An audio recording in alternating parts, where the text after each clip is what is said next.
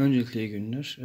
Bu Electrolux Slide Performance Klein süpürgemizin yaklaşık 6 ay önce aldım. Herhangi bir sorunla karşılaşmadım. Alırken önce korkarak aldım. Acaba bozulur mu? İstediğim gibi sessiz çalışıyor mu? Gibi birçok endişem vardı. Bu 6 ay süreç içerisinde en çok ben kullandım. Eşim de kullandı. Bir çocukların da kullanabileceği bir süpürge. Çünkü tutma kulpun çok hafif. Yaklaşık 5 kilo 600 gram ya da 700 gram civarında. Aparatlarını tanıtmak için söktüm ben. 3 başlığı var. İşte dar yerler için perde aparatı. Ve otomatik modu, geniş, her yer için kullanılan geniş bir başlığı var. Fayans, halı ve her ikisi içinde olan bir aparatı. Tekerleri var. Şu an tekerleri tabii kullanıldığı için biraz kirli olabilir. Halıya çevirdiğimizde halıyı somuruyor. Daha iyi yapışıyor. Şu ızgara içine giriyor. Şöyle tekrar göstereyim. Evet, dışarı çıkıyor. İçine giriyor. Tekrar göstereyim. Fırçalar dışarı çıkıyor şeyden. Otomatik modda. Otomatik modu hem fayans hem halıda kullanabiliyoruz. Biraz sonra göstereceğim sana. Çok kullanışlı, ergonomik ve kaliteli plastikten yapılmış bir hortumu var. Yine metal bir başlığı var. Borusu. Bu süpürgenin en önemli özelliklerinden sessiz olması ve dışarıya A sınıfında toz vermesi. Ne demek? Verdiği hava içerisinde bulunan en az toz zerreciklerinin olduğu bir süpürge bu. Öncelikle nasıl bir çalışma sistemine sahip onu anlatayım. Geçen hava şuradan takip ediyor, yukarı çıkıyor.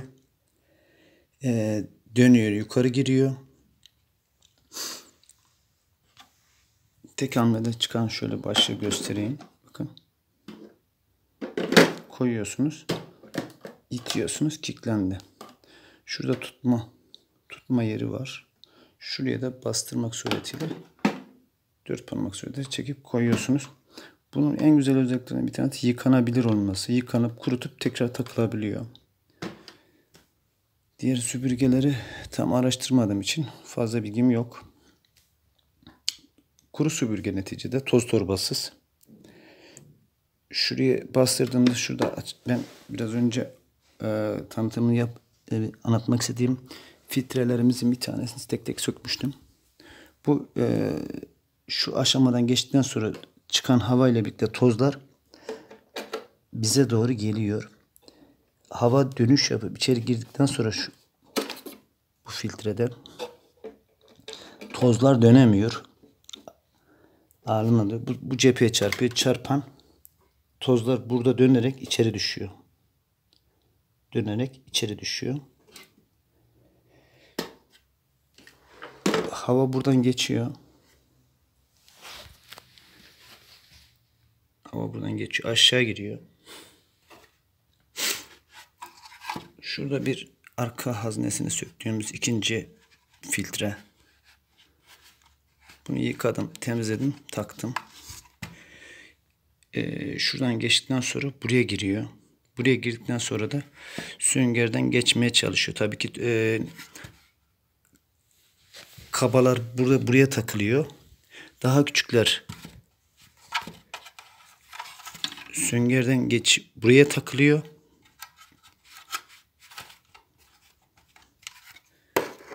Geçen temiz hava hemen geçen bir temiz hava. Şuradaki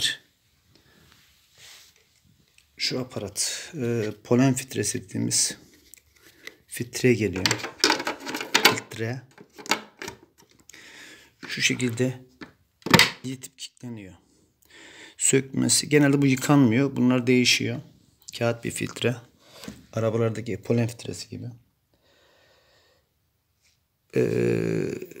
oradan geçen üçüncü filtrede geçiyor. Dördüncülerde şuradaki süngerler sabit içeride. Sağa sola. Normalde süpürgeler arkadan toz verirken, pardon özür dilerim, hava verirken bu süpürgelerde sola ve sağa şeklinde ikiye ayırarak havayı atıyor. Bunu diğer süpürgenin ayıran özellik bu. Sağa ve sola atıyor havayı. Biraz sonra bütün aparatını takıp çalıştıracağım. Bakın. Tek elde yapıyorum bütün işlemleri.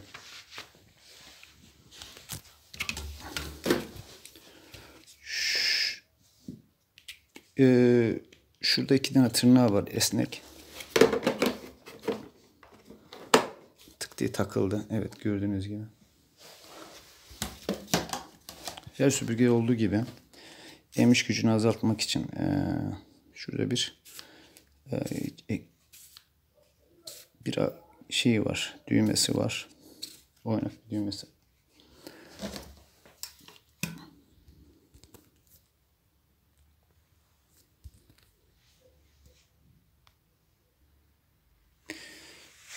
Burayı taktım.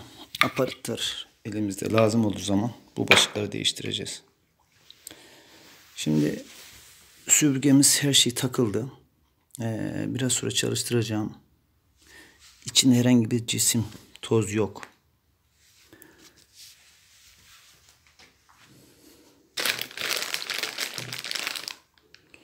Size biraz pirinç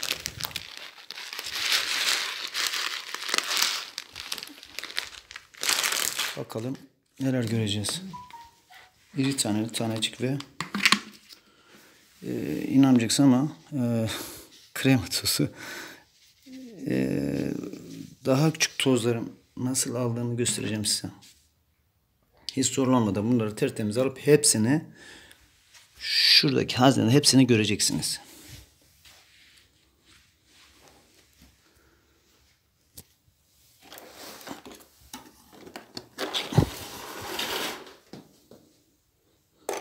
Fişimizi taktık. Yaklaşık 6-7 metre bir kablosu var. Yassı, ince ve uzun bir kablosu var. Güçlü bir motora sahip. Küçük ve güçlü bir motora sahip. Aç kapa tuşu diğer süpürgelerden gerçekten değişik. Direksiyon şeklinde. Tek hamlede bir parmakla açılıyor. Gitgide artıyor kademe olarak.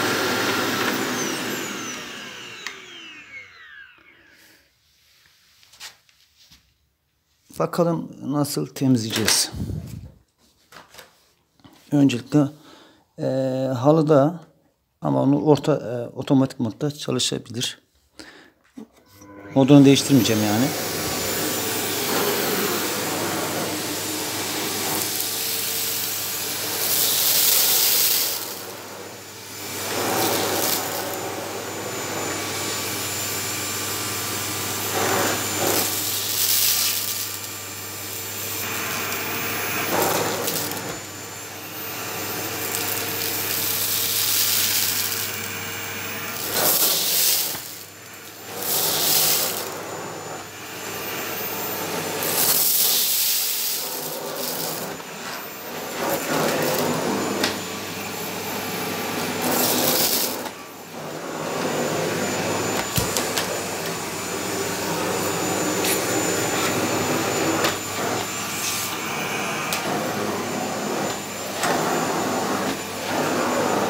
Şu krema tozu daha burada.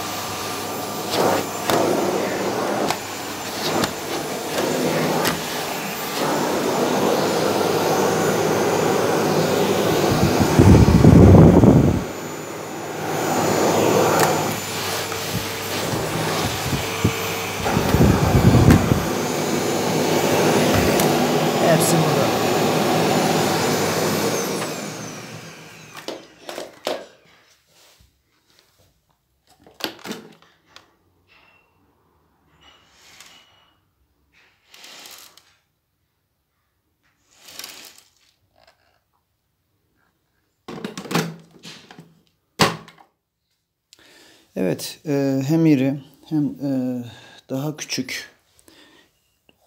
Parmağımızla elleyip parmakla görebildiğimiz tozları dahi hazneye alıp attığını ben aldığım bu süpürgeyle gördüm.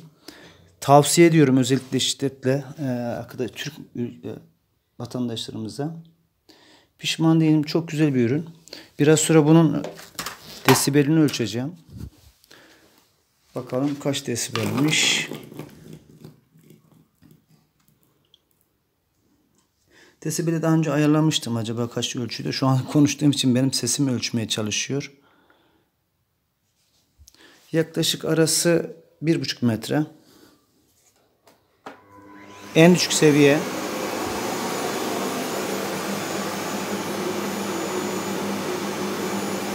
...70 desibel.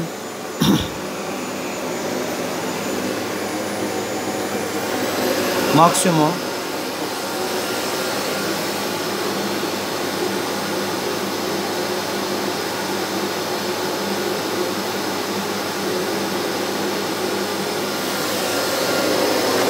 Ortalama 77 desibel. Genel ölçüm yaparken genel 2 metre ya da 5 metre gibi uzaklıktan ölçüyorlar insanlarımız. Gördüğünüz gibi 1,5 metrede ölçtüğü ses olayı, yaptığı temizlik itibariyle kullanışlığı ben 10 üzerinden 9 veriyorum.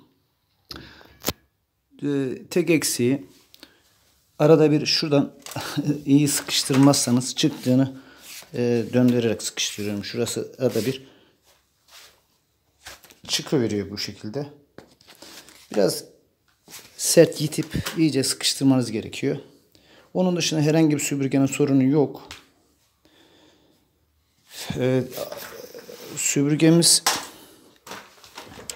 başka ne anlatabilirim size? Altında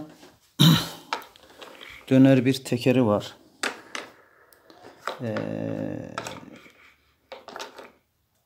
Onun dışında astronot başına benziyor. Dizayn olarak çok değişik. Dediğim gibi yıkanabilir özelliğe sahip. Parçalarını yıkayıp takabilirsiniz.